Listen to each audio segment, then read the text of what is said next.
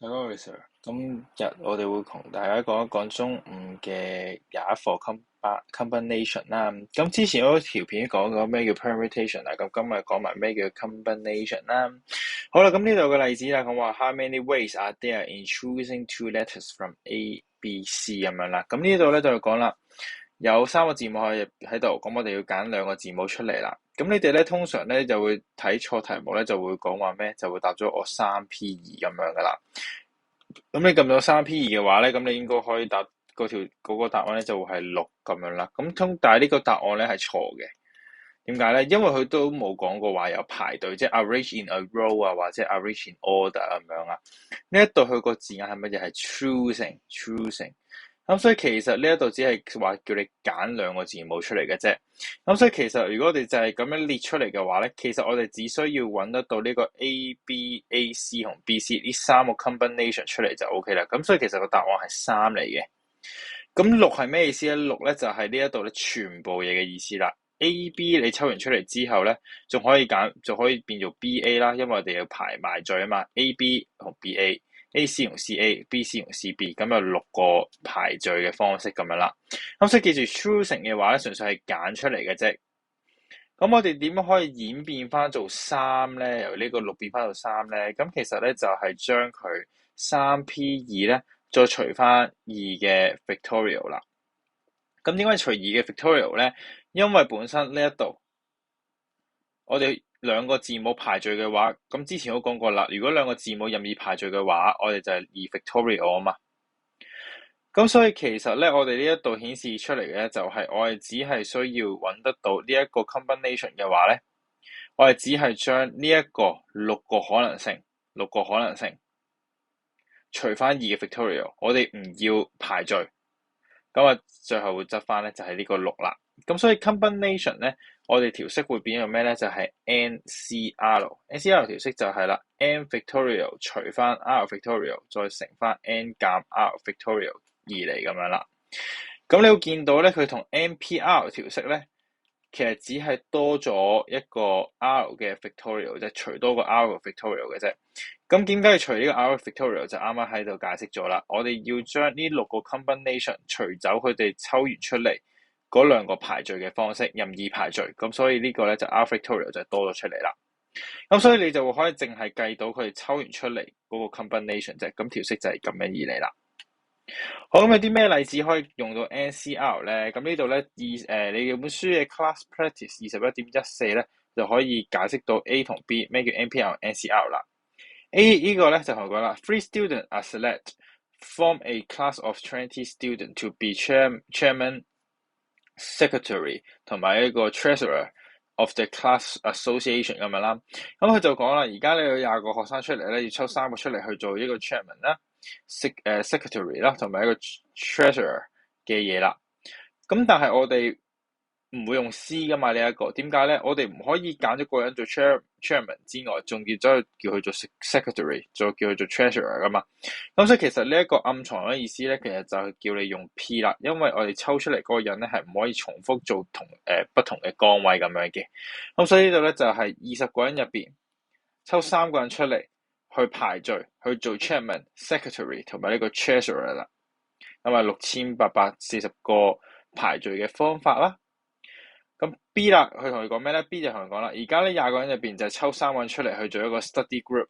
嗱，佢冇講過話要有啲咩嘢嘅職位嘅俾佢嘅，咁純粹就係20個人入邊要抽3個人出嚟去 form 一個 student 嘅 study group 啫。咁所以呢個咧就係20C3啦。咁所以呢個咧就係純粹抽20個人出嚟，喺20個人入邊抽3個人出嚟做一個 combination 啫，就係咁去解釋翻啦。好，咁仲有啲咩問題咧係可以直接可以去解釋到C 咧？到呢度啦，咁本書嘅呢一個21.15咧都可以解釋到咁樣嘅。咁而家同你講啦，一個袋入邊咧就有11個黑色嘅波，有11個唔同嘅黑色嘅波啦，7個唔同嘅白色嘅波啦。而家同你講啦，5個波咧會由個袋度抽出嚟，咁問你啦，究竟嗰5個波咧有幾多個可能性咧？咁樣。咁佢同我講啦， A 入邊我哋冇任何嘅 restriction 嘅，即係我哋冇任何嘅限制去抽個波出嚟啦。咁即係代表我哋冇指定嘅，總之抽到5個波出嚟就 OK 啦。咁但係因為本身個袋入邊咧有18個波噶嘛，咁所以呢一度咧就會變咗做咧18C5啦。咁其實呢一步你可以 skip 咗佢嘅，你可以直接寫呢一步俾我就 OK 啦。所以其實呢個咧就18C5啦，我哋將嗰個黑色波同埋白色波冇任何限制，你哋 group 埋一齊，總之喺嗰個袋入邊拎個波出嚟就 OK 啦。咁所以呢度咧就 18C5啦。好 B 佢而家呢個咧就有限制啦，同我講啦，只可以有3個黑波同埋2個白波嘅可能性啫。咁所以啦，咁其實我如果你點樣抽咧，就係我哋第一個步驟就係我哋先喺嗰11個黑波入邊抽3個黑波出嚟先。咁所以呢度咧就11C3啦。好，咁之後啦，咁我哋咧就話要抽多2個白波啊嘛，咁我就喺個7個白波入邊抽2個出嚟，咁就11C3同埋7C2啦。咁但係啱啱之前都講過啦，因為我哋呢個步驟嚟噶嘛，咁所以咧步驟與步驟之間咧，我哋就會用乘去做法啦。咁所以呢個咧就11C3乘7C2啦。咁所以呢一個咧就係一個用 combination 用 NCR 去做一啲題目嘅一啲例子咁樣啦。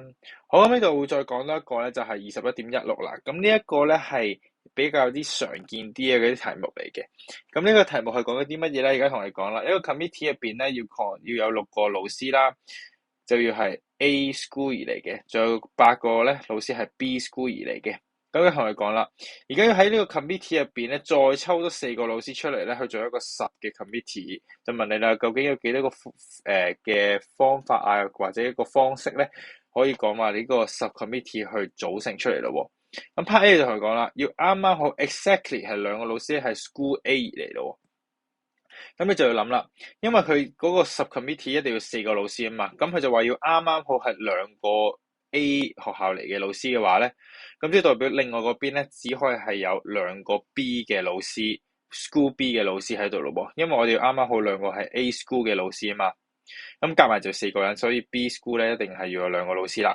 我所以 part A 呢一度咧就係6C2乘8C2啦。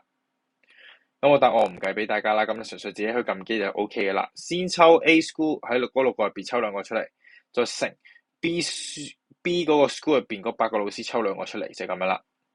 好 B 啦，而家同你講啦，要 at least 2個老師咧係 school A 啦。咁我哋要點樣諗咧？就係至少2個老師係 A 嗰個老師嗰個 school 而嚟啊嘛。咁第一個情況就係啦 ，A 嗰個 school 咧抽2個出嚟。咁因為我哋有嗰個10 committee 嗰度要4個老師啊嘛，咁所以如果 A 嗰個學校係2個老師嘅話咧 ，B 學校咧就要抽2個出嚟啦。咁啊第一個情況啦。好，第二個情況就係啦，我喺 A 嗰個學校入邊咧抽3個老師出嚟。咁為咗滿足有4個老師喺嗰10 committee 度啊嘛，咁所以咧個 B 嗰個學校咧就抽1個出嚟啦。咁就係6C3乘8C1啦。好，之後啦，第三個情況就係啦 ，A 個學校抽4個出嚟。咁因為已經4個老師出嚟咧，嗰4個老師已經係滿足咗啦嘛，咁所以咧 B 就唔使再抽啦，咁就8C0啦。咁呢個就係 part B 嘅答案啦。咁 part B 條式就係咁樣嘅話咧，咁你就留意翻啦。第一個 case 係咁樣，第二個 case 係咁樣，第三個 case 係咁樣嘅話咧，case 與 case 之間咧係加嘅，因為呢啲係可能性1、可能性2、可能性3啊嘛。咁所以呢度咧就係加嚟嘅。步驟同步驟就係乘。case 與 case 之間嘅咧就係用加啦。好 C 啦，咁而家同你講啦，而家佢講啦 A 嗰個學校入邊抽出嚟嘅老師數量同 B 學校抽出嚟嘅係要係唔一樣嘅。咁即係點樣咧？就係話啦，咁即係代表我哋要 A 學校同 B 學校抽出嚟嘅老師數量係永遠都要唔一樣嘅。咁有啲咩嘅可能性咧？咁呢度有4個可能性嘅，就係4個 A 學校嘅老師就配0個 B 學校嘅老師啦。咁佢個數量咪唔一樣啦，4對0啊嘛。3個 A 1個 B 一樣唔對啦，或者4個 B 0個 A 或者3個 B 1個 A， 咁呢就代表咁即係代表呢度有4個可能性咁樣啦。咁所以其實你可以留意到嘅就係呢一個咧，就4個可能性可以滿足到佢話 A 學校同 B 學校嘅揀出嚟嘅老師數量係唔一樣啦。咁呢個係最直觀嘅方法啦，咁樣。咁第二個方法就係點樣咧？就係我哋題目唔想要嘅嘢咧，我哋減走咗佢。即係點樣去計咧？就係我哋將所有嘅可能性諗晒出嚟先。咩叫所有可能性咧？就係我哋求其喺嗰14個老師入邊抽4個出嚟，呢一個咧就係所有嘅可能性。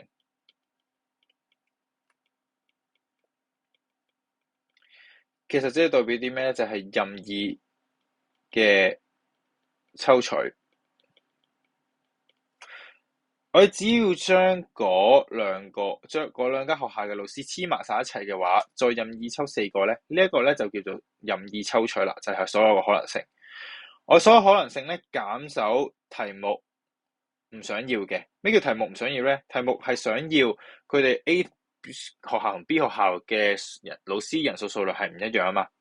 我哋只要減走 A 同 B 嘅數量係一樣嘅話咧，咁其實剩翻低嘅咪就係我哋要嘅嘢咯。因為呢個所有可能性啊嘛，所有可能性只要減走呢一個，其實就會出到呢一個 4A 0B 3A 加 1B 0A 4B 或者 1A 加 3B 嘅嘢啦。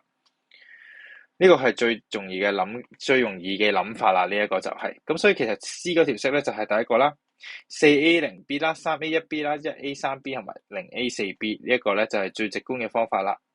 第二個方法就係啦，所有嘅可能性減走 2A 2B 咧，咁呢一個咧都係可以得出到同一個答案嘅。嗱，呢兩個方法兩個都要學，咁睇下因應情況去用 method 1或者 method 2咁樣啦。好，咁所以呢個 combination 咧嘅解說咧同埋引入咧就去到呢一度啦。